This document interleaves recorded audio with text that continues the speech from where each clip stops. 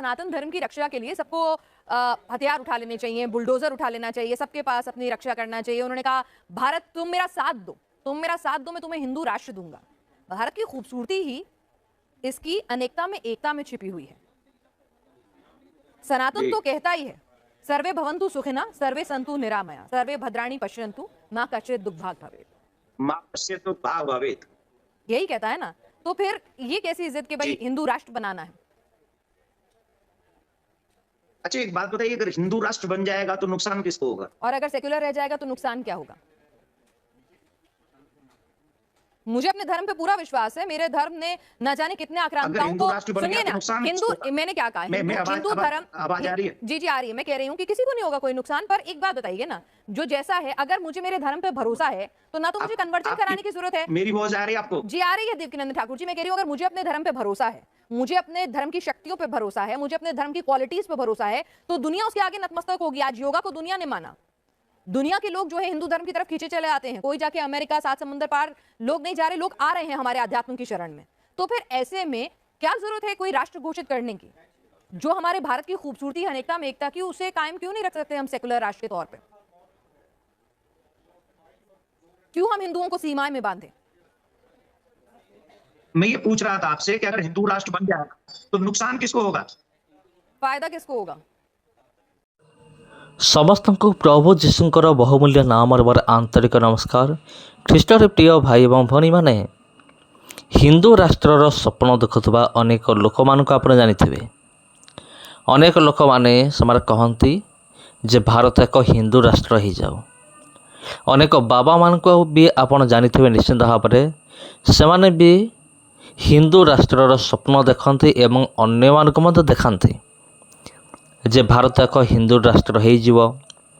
ଆମେ ଘୋଷଣା କରିଦେଲୁ ମାନେ ଭାରତ ହିନ୍ଦୁ ରାଷ୍ଟ୍ର ହୋଇଗଲା। ଏମିତି କିଛି ବିଷୟ ଆପଣ ନିହାତି ଶୁଣିଥିବେ। ଆଉ ସେଇ ଫେମସ୍ ବାବାମାନଙ୍କ ମଧ୍ୟରେ ଯେପରିକି ଆପଣ ଶୁଣିଥିବେ ଧୀରେନ୍ଦ୍ର ଶାସ୍ତ୍ରୀ, ତାପରେ ଅନିରୁଦ୍ଧ ଆଚାର୍ଯ୍ୟ, ଆଉ ଏଠାରେ ଯେଉଁ ବାବା ଜଣକ ଅଛନ୍ତି ତାଙ୍କ ନାଁ ହେଉଛି ଦେବକୀ ନନ୍ଦନ ଠାକୁର ବୋଲି କୁହାଯାଏ ତାଙ୍କୁ। ତେବେ ଏମାନେ ହିନ୍ଦୁ ରାଷ୍ଟ୍ରର ସ୍ୱପ୍ନମାନେ ଦେଖନ୍ତି। ମୁଁ ଆପଣଙ୍କୁ ପୁରା ଭିଡ଼ିଓ ମୁଁ ଆପଣଙ୍କୁ ଦେଖାଇବି। ପ୍ରଥମେ ଆପଣ এই ଭିଡ଼ିଓକୁ ଦେଖନ୍ତୁ, ପୁରା ଭିଡ଼ିଓକୁ, ତାପରେ ଆମେ ଏମାନେ ଆଲୋଚନା କରିବା। सनातन धर्म की रक्षा के लिए सबको हथियार उठा लेने चाहिए, बुलडोजर उठा लेना चाहिए, सबके पास अपनी रक्षा करना चाहिए। उन्होंने कहा भारत तुम मेरा साथ दो, तुम मेरा साथ दो, मैं तुम्हें हिंदू राष्ट्र दूंगा। भारत की खूबसूरती ही इसकी अनेकता में एकता में छिपी हुई है। सनातन तो कहता ही है सर्वे भवन्तु सुखिनः सर्वे सन्तु निरामया सर्वे भद्राणि पश्यन्तु मा कश्चित् दुःखभाग् भवेत्। माँ पश्यतु भाग भवेत्, यही कहता है ना। तो फिर ये कैसी इज्जत के भाई हिंदू राष्ट्र बनाना है? अच्छा एक बात बताइए, अगर हिंदू राष्ट्र बन जाएगा तो नुकसान किसको होगा? और अगर सेक्युलर रह जाएगा तो नुकसान क्या होगा? मुझे अपने धर्म पे पूरा विश्वास है। मेरे धर्म ने न जाने कितने आक्रांताओं को, सुनिए ना, हिंदू, मैंने क्या कहा, हिंदू धर्म, आवाज आ रही है? जी आ रही है। मैं कह रही हूँ कि किसी को नहीं होगा कोई नुकसान। पर एक बात बताइए ना, जो जैसा है, अगर मुझे मेरे धर्म पे भरोसा है तो ना तो मुझे कन्वर्जन कराने की जरूरत है। मेरी आवाज आ रही है आपको? जी आ रही है देवकीनंदन ठाकुर जी। मैं कह रही हूँ अगर मुझे अपने धर्म पे भरोसा है, मुझे अपने धर्म की शक्तियों पे भरोसा है, मुझे अपने धर्म की क्वालिटीज पे भरोसा है, तो दुनिया उसके आगे नतमस्तक होगी। आज योगा को दुनिया ने माना।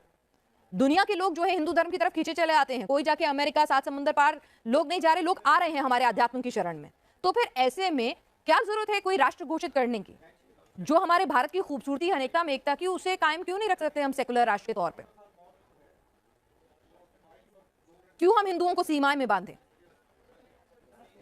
मैं ये पूछ रहा था आपसे कि अगर हिंदू राष्ट्र बन जाएगा तो नुकसान किसको होगा? फायदा किसको होगा? फायदा पूरी मानवता को। मेरे को अपने धर्म पे पूरा भरोसा है। दुनिया इसकी तरफ खींची चली मुझे भी है। तो इसमें राष्ट्र घोषित करने की क्या जरूरत है? मैं तो कह रही हूँ पूरी दुनिया में हिंदू धर्म का प्रचार प्रसार हो, अपने आप लोग इसकी तरफ वो तो हम कर ही रहे हैं। किसी की घोषणा की जरूरत नहीं है ना। वो मुझे तो एक घोषणा की जरूरत नहीं है कि हम हिंदू धर्म को एक खाके में, एक ज्योग्राफी में क्यों बांधे? हम तो कह रहे हैं पूरी दुनिया में हिंदुत्व फैले। अरे फैल रहे हैं हिंदू। हाँ, तो फिर क्या जरूरत है उसे एक ज्योग्राफिकल बाउंड्री में बांधने की? क्या जरूरत है? क्या जरूरत है? मैं तो कह रही हूँ कि अगर लोगों को पसंद आएगा हिंदू धर्म इतना, उसमें इतनी अच्छाइयां नजर आएंगी, तो हो सकता है America, Britain, south Africa, Antarctica से लेके सब जगह हिंदू ही हिंदू होंगे। क्या दिक्कत है उसमें? ये तो लोगों को तय करने दीजिए ना कि इसमें इतनी अच्छी खूबियां, उसे एक ज्योग्राफिकल बाउंड्री में बांध कर क्यों कैद कर रहे हैं? अच्छा एक बात बताइए, अभी आपको लगता है कि जिन जिन जगहों के नाम आपने लिए वहां हिंदू नहीं है? बिल्कुल है, तो मैं वही तो कह रही हूँ आपसे कि ज्योग्राफिकल बाउंड्री में क्यों बांधना है? क्या सेक्युलर स्टेट रहने देने में क्या दिक्कत है? क्या नुकसान मैं हो रहा बताता है? हूँ। किसी हिंदू धर्म की जान को खतरा हो रहा है? किसी हिंदू की के साथ कोई दिक्कत हो रही है?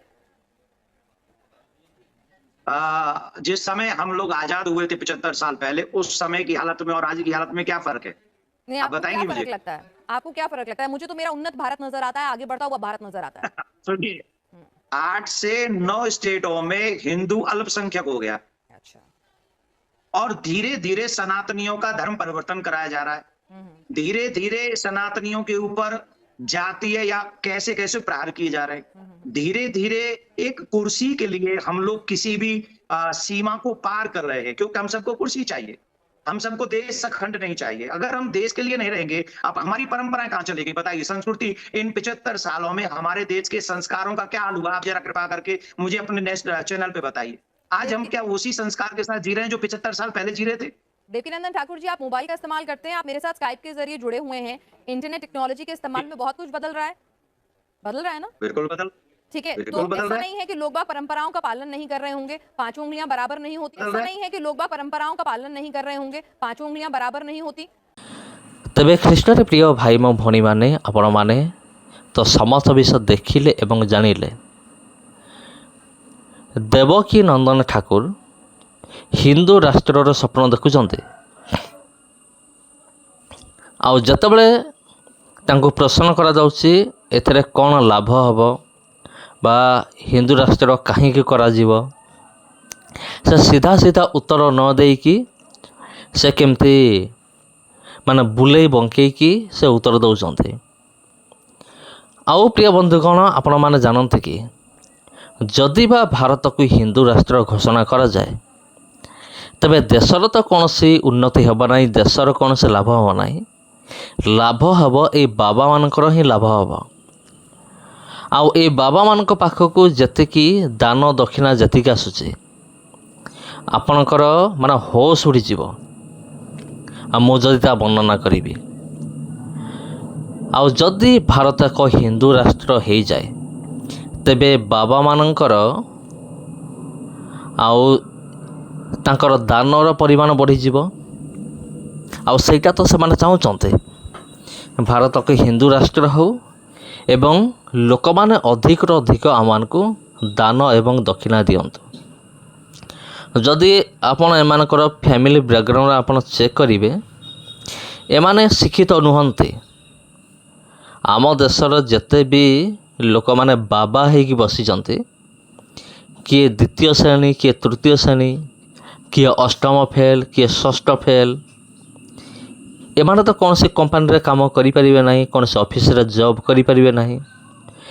କିନ୍ତୁ ଏମାନେ ଠିକ୍ ଭାବରେ ଏମାନେ ଜାଣିଛନ୍ତି ଯେ ଭାରତର ଲୋକମାନେ କେମିତି ଅନ୍ଧ, ଭାରତରେ କେତେ ଅନ୍ଧ ଭକ୍ତମାନେ ଭରିକି ରହିଛନ୍ତି, ଆଉ ଭାରତର ଲୋକମାନଙ୍କୁ ବୋକା ବନେଇବା କୌଣସି କଷ୍ଟକର ନୁହେଁ।